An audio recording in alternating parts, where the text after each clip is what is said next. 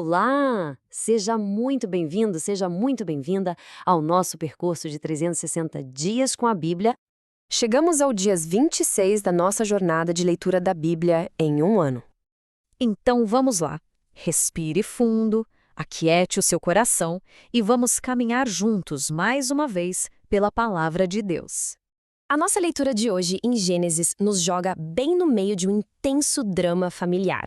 A história foca em Judá, um dos filhos de Jacó, e na sua nora, Tamar. Naquela época, Judá se afastou dos irmãos e se casou com uma mulher cananeia com quem teve 3 filhos.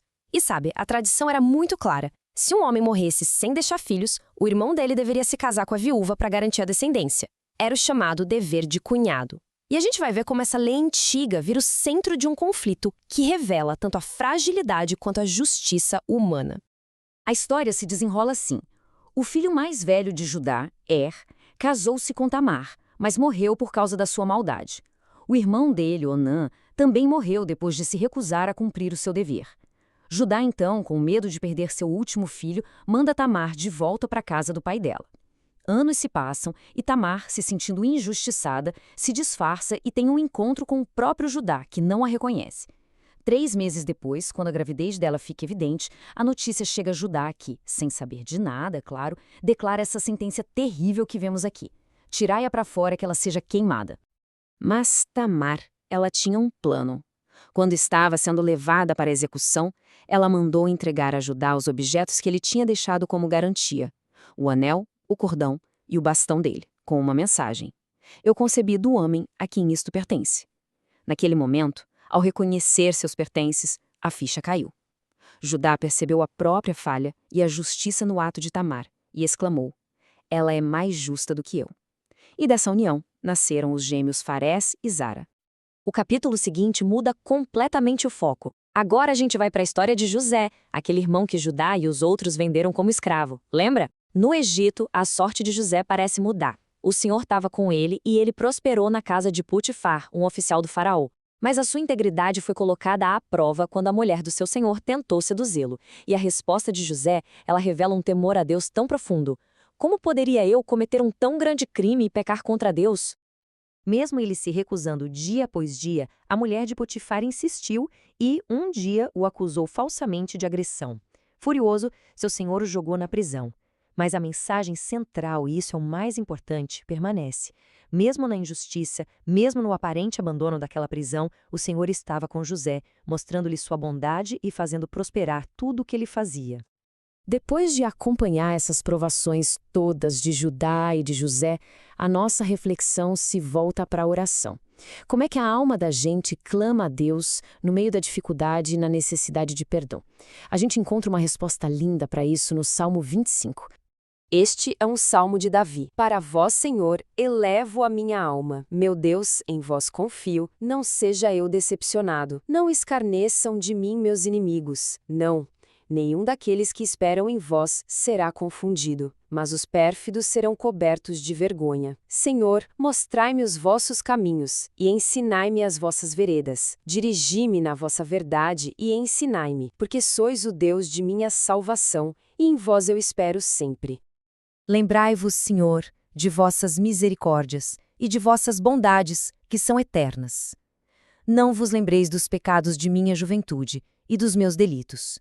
Em nome de vossa misericórdia, lembra-te de mim, por causa de vossa bondade, Senhor. O Senhor é bom e reto, por isso reconduz os extraviados ao caminho reto. Dirige os humildes na justiça e lhes ensina a sua via. Todos os caminhos do Senhor são graça e fidelidade para aqueles que guardam sua aliança e seus preceitos. Por amor de vosso nome, Senhor, perdoai meu pecado, por maior que seja. Meus olhos estão sempre fixos no Senhor, porque Ele livrará do laço os meus pés. Olhai-me e tende piedade de mim, porque estou só e na miséria. Alivia as angústias do meu coração e livrai-me das aflições.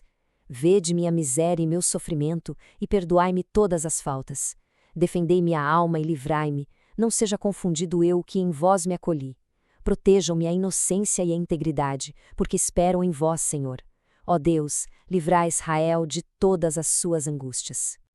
Desse clamor por misericórdia no Salmo, a gente vai para o Evangelho de Mateus. E aqui a gente vê um contraste muito forte, sabe? Entre a crueldade humana e a compaixão divina. A narrativa começa com aquela história sombria de João Batista e do rei Herodes. Ele tinha mandado prender João por causa de Herodíades, a quem João dizia não ser lícito que ele a tomasse por mulher. Na festa de aniversário de Herodes, a filha de Herodíades dançou e agradou tanto ao rei que ele prometeu, sob juramento, dar a ela o que pedisse. E ela, por instigação da mãe, claro, respondeu com aquele pedido terrível: "Dá-me aqui neste prato a cabeça de João Batista." O rei ficou triste, mas ordenou que o pedido fosse atendido, e mandou decapitar João na prisão. Sua cabeça foi trazida num prato e entregue à moça, que a levou para a mãe. Quando Jesus recebeu essa notícia, ele partiu para um lugar deserto, mas o povo soube e o seguiu a pé. E quando ele desembarcou, mesmo em meio à sua própria dor, ao ver aquela numerosa multidão, moveu-se de compaixão por ela e curou os seus doentes. Ao cair da tarde, os discípulos viram um problema óbvio: uma multidão faminta num lugar deserto. Eles até sugeriram que Jesus os despedisse, mas a resposta de Jesus foi um desafio: "Dai-lhes vós mesmos de comer." A resposta deles mostra bem a realidade da situação. "Mas nós não temos aqui mais que 5 pães e 2 peixes." "Trazemos", disse Jesus. Ele mandou que a multidão se sentasse.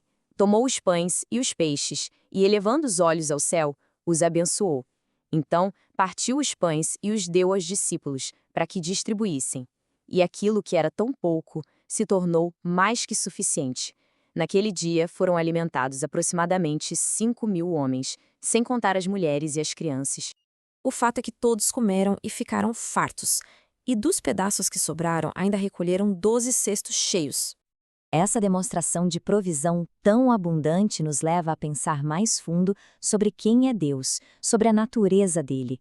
E para isso, a gente se volta agora para o Catecismo da Igreja Católica, que nos ajuda a compreender o fundamento da nossa fé. Depois da leitura da palavra, vamos ouvir o que nos diz o Catecismo da Igreja Católica, nos parágrafos 210 a 213, como uma síntese da fé que a Igreja vive e transmite. Depois do pecado de Israel ao adorar o bezerro de ouro, Deus atende à intercessão de Moisés. A Moisés, que lhe pede para ver a sua glória, Deus responde: "Farei passar diante de ti toda a minha bondade e proclamarei diante de ti o nome de Itzavaidábio." E o Senhor proclama: o Senhor é um Deus clemente e compassivo, sem pressa para se indignar e cheio de misericórdia e fidelidade. Este nome, Eu Sou, exprime a fidelidade de Deus, que se mantém mesmo diante da infidelidade humana. Ao longo dos séculos, a fé de Israel foi desenvolvendo as riquezas contidas neste nome divino. Deus é único. Ele transcende o mundo e a história. Ele é aquele que é, desde sempre e para sempre. Essa revelação encerra a verdade de que só Deus é. Deus é a plenitude do ser e de toda a perfeição. Enquanto as criaturas recebem dele todo o seu ser, só ele é o seu próprio ser por si mesmo. E assim, concluímos a leitura e a meditação do nosso 26º dia. Hoje, a nossa jornada nos levou por Gênesis capítulos 38 e 39, pelo Salmo 25, por Mateus capítulo 14, versículos de 1 a 21, e pelos parágrafos 210 a 213 do Catecismo da Igreja Católica. Se esta leitura te ajudou de alguma forma, te tocou, inscreva-se no canal para continuarmos essa caminhada juntos amanhã. Ative as notificações e compartilhe este conteúdo com alguém que talvez precise confiar um pouco mais na direção do Senhor. Nós nos vemos no próximo dia da nossa jornada.